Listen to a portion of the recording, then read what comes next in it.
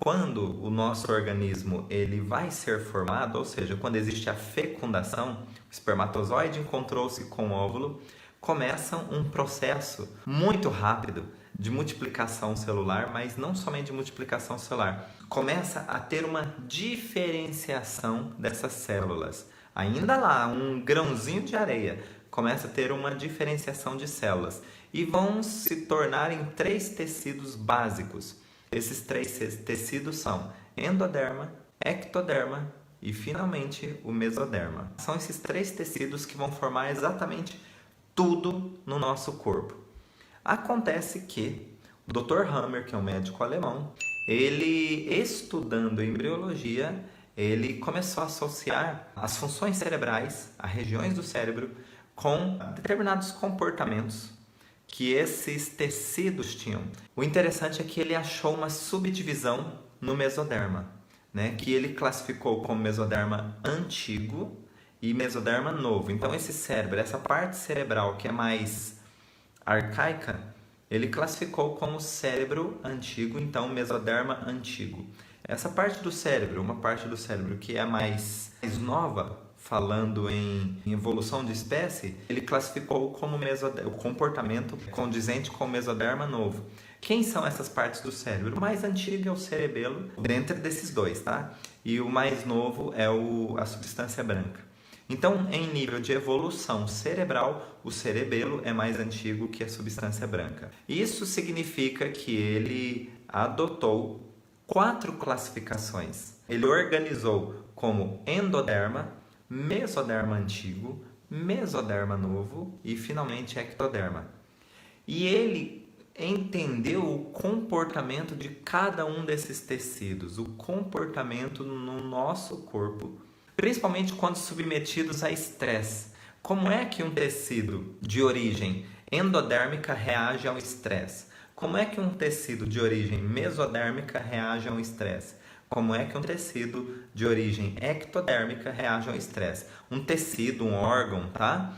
E aí ele começou a entender o funcionamento que nos mantinha vivos, um funcionamento de sobrevivência. E ele percebeu que a reação daquele tecido nós podemos chamar de estratégia, não exatamente uma reação, mas sim estratégia de sobrevivência. E o mais legal de tudo é que, diante dessa estratégia, quando você reconhece a estratégia do organismo, você pode tomar atitudes que vão ao encontro do conflito, ou seja, você conscientemente pode também adotar estratégias para que o organismo não precise ficar expressando tudo isso. Dentro dos comportamentos que o Dr. Hammer identificou para cada tecido, ele identificou o seguinte: para o endoderma, todos os órgãos, todas as partes do corpo que são derivadas do endoderma, eles têm uma conotação ou têm um sentido biológico de tudo aquilo que é vital. Então, por exemplo, respiração é vital, alimentação é vital. Basicamente, todos os órgãos que estão relacionados a situações vitais, então respiração, reprodução, alimentação, digestão, estão relacionados ao endoderma. E tudo que é vital, então, participa desse comportamento. Vamos pensar, então, numa situação. Eu disse para vocês que são comportamentos que ele observou quando submetia esses tecidos, esses órgãos ao estresse. Então, eu tenho que ter no cenário desse estresse uma situação que seja vital. Então, vamos pensar num concurso. Esse concurso é minha vida. Esse concurso vai mudar a minha vida. Então, quando você tiver um conflito que mexa, que seja chocante com você, onde a sua vida de alguma maneira tem o antes e depois daquilo, você vai ter alguma repercussão, alguma reação, algum acionamento de estratégia de sobrevivência quando vive esses conflitos. Como é que um concurso pode gerar um comportamento? De repente, olha só, isso é uma história real de um paciente, viu? Um paciente que ele tinha muita vontade de ser juiz, né? Então ele fez concurso para magistratura e ele prestou durante, 4, 5 anos o concurso de magistratura. E chegou em um desses concursos, ele começou a ler a prova e ele falou: esse concurso é para mim, esse concurso é meu, porque eu já sei, eu já estudei muito e agora finalmente estão caindo questões que eu estou tendo muita facilidade. em responder. Então ele estava muito à vontade e quando ele saiu da prova ele falou, puxa, eu acho que eu fui muito bem. E realmente, quando ele conferiu no gabarito, ele tinha ido muito bem, se classificou para a próxima fase. Daquela próxima fase ele se classificou para outra, enfim. No final de todo o processo, ele conseguiu estar entre o número de vagas.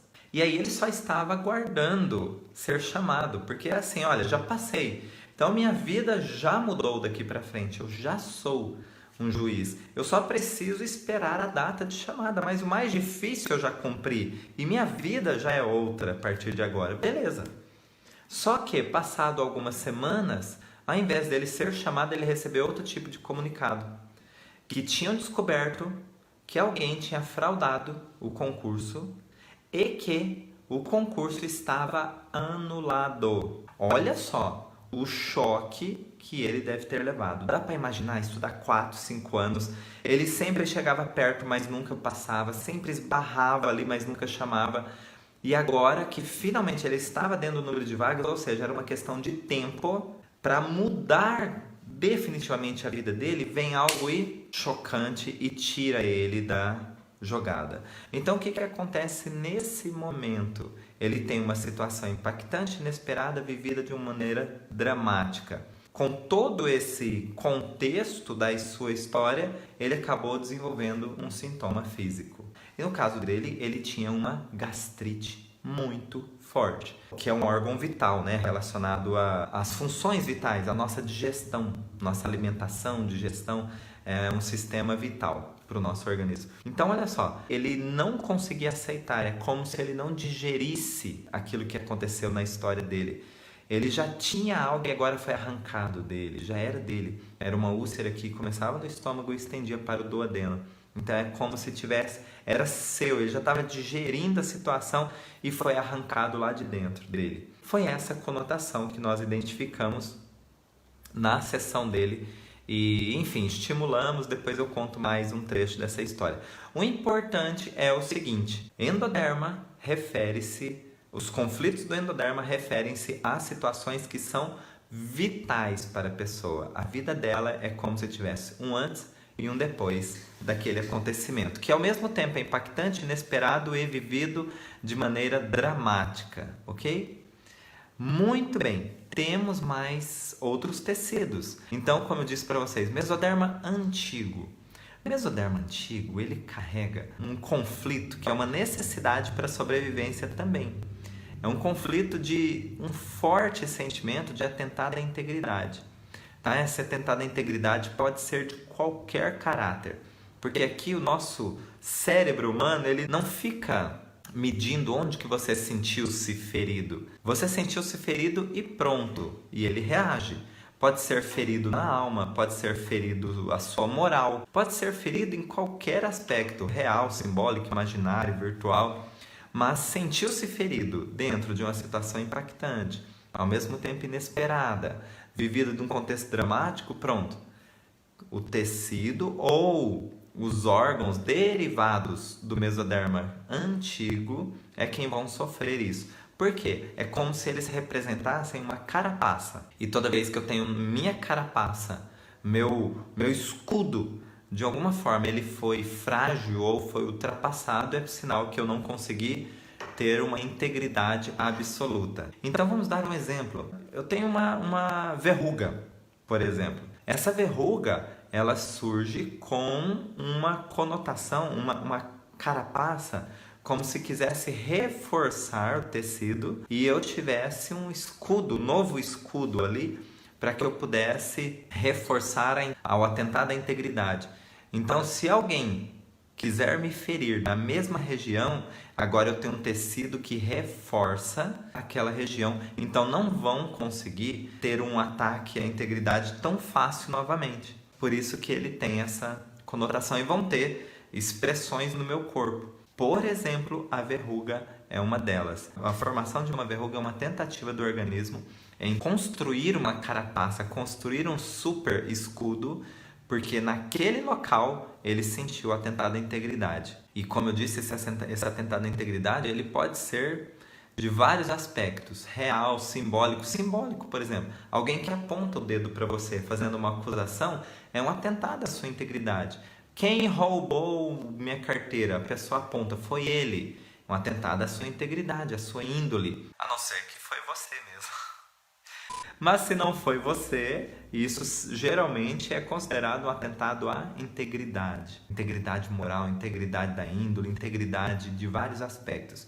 E onde que você vai desenvolver uma verruga, por exemplo? Onde você foi apontado. Então, se a pessoa apontou para o centro do teu peito, é ali que você vai precisar desenvolver uma super carapaça. É ali que você está sentindo como se alguém estivesse te ferindo realmente. Como você foi pego de surpresa, o cérebro não sabe distinguir o que é real, o que é simbólico, o que é imaginário, o que é virtual. Ele apenas registra. E quando ele registra, ele já não tem mais esse detalhe da origem, no sentido de real, simbólico, imaginário, virtual. O importante para ele é: isso foi vivido por mim. Se isso foi vivido por mim, ele precisa se armar para um possível próximo atentado. Temos também o próximo tecido, que é o mesoderma novo. O mesoderma novo. Mesoderma novo está relacionado aos grandes conflitos, ou os conflitos imensos de impotência ou desvalorização. Impotência ou desvalorização em vários sentidos. Impotência ou desvalorização, por exemplo. Às vezes isso pode acontecer nós com a gente mesmo. Olha só. Eu acho que eu não consigo. Eu acho que é forte demais para mim essa situação. Então, olha só. Eu disse várias expressões que ilustram sentimentos de impotência ou desvalorização. Pode vir de outras pessoas também. Eu acho que isso não é para você. Isso daí ele não aguenta não, é rapidinho, ele pede demissão. Então é alguém me desvalorizando ou dizendo que eu sou impotente. Se isso pegou você de surpresa, ou seja, tem que ter também um cenário de ser impactante, inesperado, vivido dentro de um drama interno ou não, mas tem que ser um contexto dramático também. Não é tão fácil desenvolver registros e estratégias. Não é tão fácil e ao mesmo tempo é. Por que ao mesmo tempo é? Porque toda vez que eu tenho carências, toda vez que eu tenho vazios, fica fácil de preencher com exatamente qualquer coisa. Então nós falamos do endoderma, falamos do meso antigo, falamos do meso novo e agora vamos falar do ectoderma.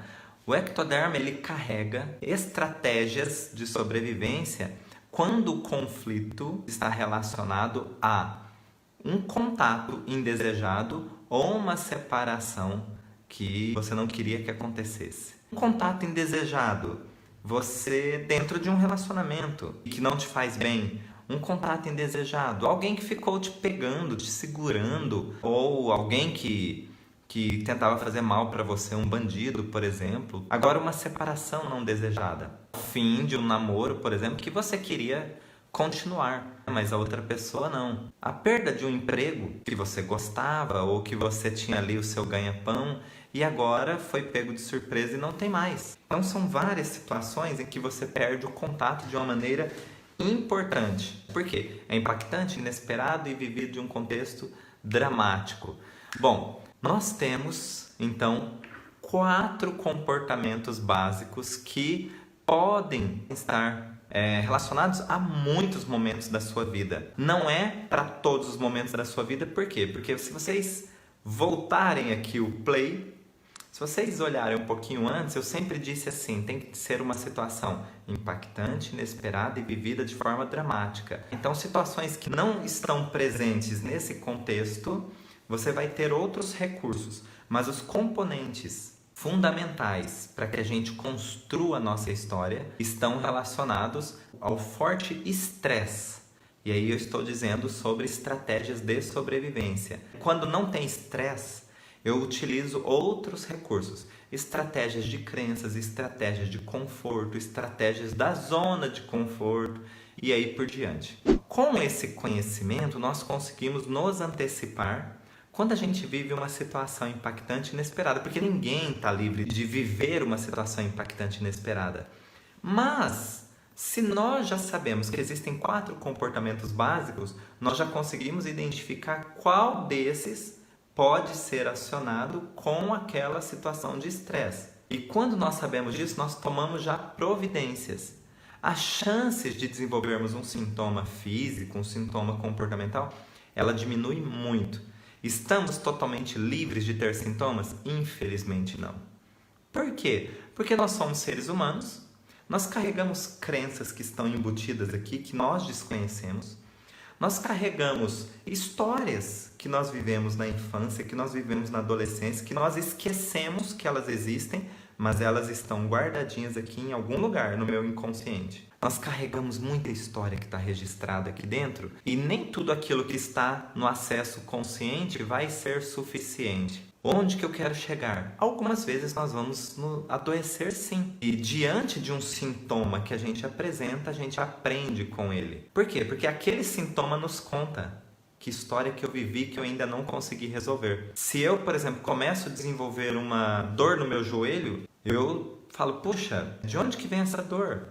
Porque eu já sei que o joelho representa o mesoderma novo, o joelho em si é submissão, então ele já começa, o sintoma começa a contar a minha história que está em algum lugar do meu subconsciente, guardadinha lá, ela existe. O sintoma começa a me contar a história, isso que é legal, então eu consigo por duas vias. Quando eu identifico que vivi uma situação de estresse muito intenso, eu já sei onde que aquilo pode levar e eu antecipo uma resolução. Então, às vezes, em boa parte das vezes, nem chega ao sintoma físico.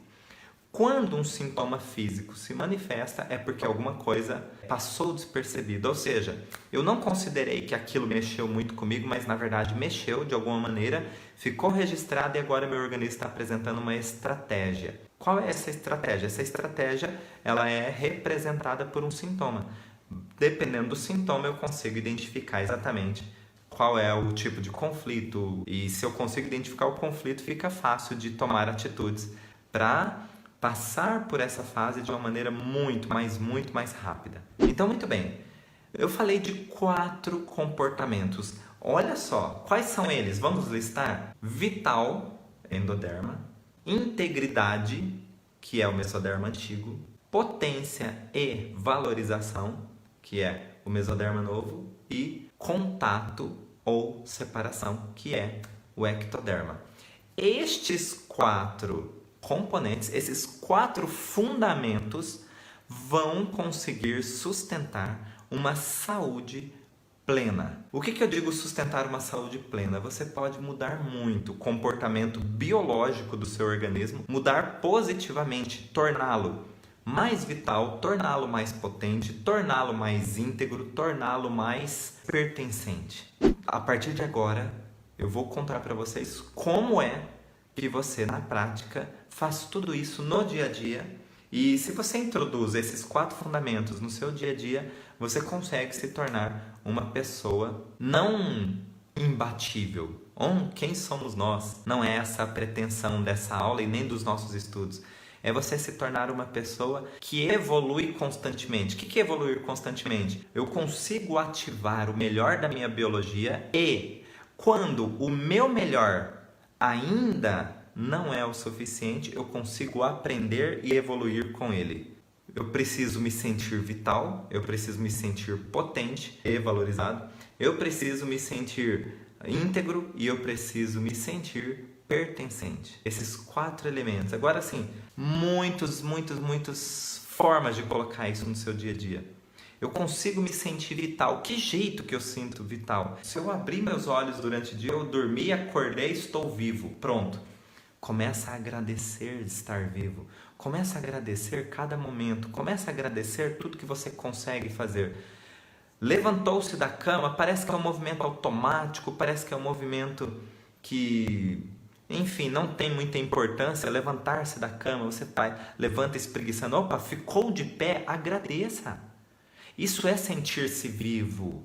Agradeça, toque seu corpo, dê uns tapas, sinta que você tem vitalidade.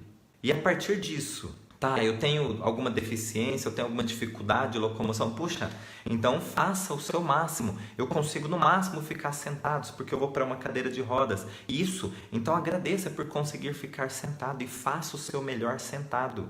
O importante é o seguinte: o que eu faço da minha vida hoje?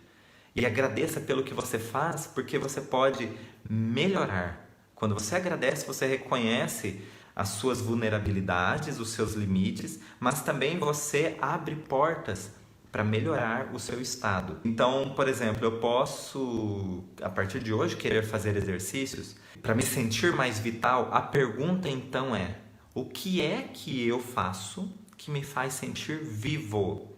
Eu me lembro da minha mãe, ela já tinha se aposentado e ela foi prestar um concurso para a cidade vizinha, para a Secretaria de Educação. E eu falei: mãe, por que você está prestando concurso se já está aposentada? Eu não sei, mas me parece que nem tem interesse, caso passe, em assumir o cargo, enfim e tal. E ela disse o seguinte: eu estou fazendo esse concurso porque estudar valendo, não é treino, estudar valendo me faz sentir viva.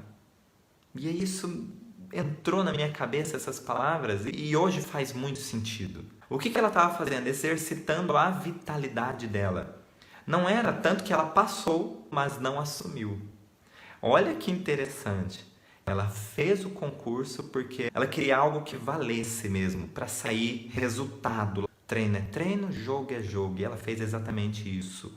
No jogo da vida, ela fez aquilo que ela se sentia viva. E ela foi, estudou muito e passou. E não assumiu.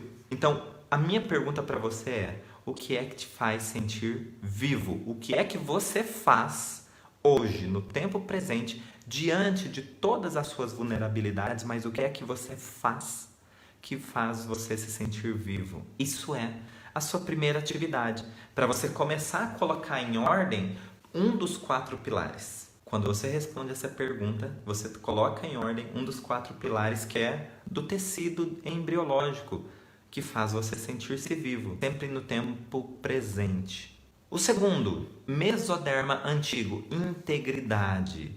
Então nós vimos que toda vez que nós sentimos um atentado à nossa integridade, isso nos causa reações. Então eu tenho que tomar atitudes que me fazem sentir íntegro. Qual é o valor ou a qualidade que você tem que é inabalável? Ninguém mexe nisso. Qual é? Qual é a sua principal qualidade? Você é íntegro em quê? É íntegro nas suas palavras? Você é íntegro nas suas ações? Você é íntegro e fiel às suas amizades? Quando você responde essa pergunta, você tem o seu segundo pilar nos fundamentos da sua saúde íntegros. Por quê? Porque nós estamos falando de tecido embrionário, comportamento de tecido embrionário. Nós estamos colocando aqui vários pilares de ciência para explicar para você o quanto na prática você pode ter atitudes que são relativamente simples. Basta responder essa pergunta de forma fiel. Se você responder as perguntas que eu estou fazendo aqui, você vai ter ações. E são ações que você consegue colocar, não é o que o outro faria. Eu estou fazendo essa pergunta é individual, é para você. Se tem casais ou grupos, não vira para o outro perguntando, não. Ah, como sou eu? O que eu faria?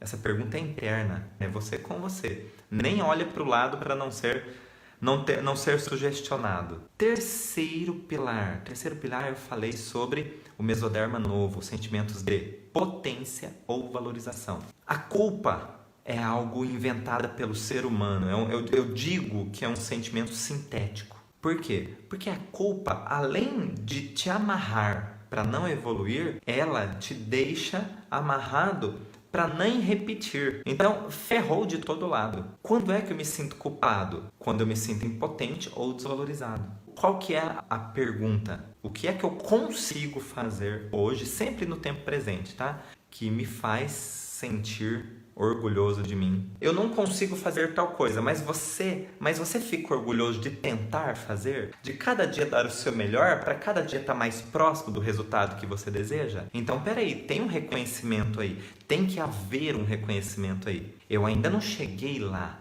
mas cada dia eu estou mais perto desse ponto que eu determinei para minha história, para aquela meta. Cada dia. Eu não cheguei, mas eu tenho que olhar para mim no final do dia e falar: valeu.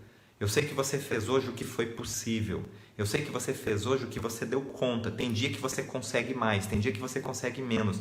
Mas hoje você fez o que deu conta e é isso que faz você ficar de cabeça erguida. Então a minha pergunta para você é, para o terceiro pilar, para que você tenha ações práticas para o terceiro pilar o que você faz hoje, o que você consegue fazer hoje que você olha e te dá os parabéns. E se você não está achando nenhuma área da sua vida que você bateria palmas para você, é hora de você bater palmas por estar se perguntando. Por se perguntar, você já começa a processar a necessidade de uma resposta. E agora vamos para o quarto pilar que eu disse para vocês, é o pertencimento, porque é contato-separação. Pertencimento. Eu preciso sentir-me pertencido a algo para que faça sentido, para que eu tenha um conjunto, que é assim que vem a nossa essência. Por que o pertencimento faz parte da nossa essência? Você já pensou se você fosse uma célula única? Nós somos um conjunto de milhares, bilhões de células. Ou seja, nós somos um conjunto. Não dá para vivermos sozinhos. Estarmos vivos já mostra que nós somos frutos de um conjunto. A nossa essência, até não é nem a essência de bilhões de células. Nós nos formamos a partir de duas. É um conjunto. Eu preciso sentir-me pertencente a algo. O sentimento de pertencimento, ele é uma lei. Então, olha só. Eu preciso sentir que eu pertenço a algo, a alguém, a um sistema. Então, por exemplo, eu pertenço ao sistema da minha família. Eu pertenço a um grupo de amigos onde eu me sinto extremamente à vontade. O que é sentir-se pertencente? É estar à vontade. Onde você pode rir, onde você pode chorar. Sabe que a verdadeira essência do pertencimento é onde você pode tudo. É onde você não precisa ser personagem. Tem grupos de amigos ou de trabalho que você se sente muito à vontade, mas é limitado. Por quê?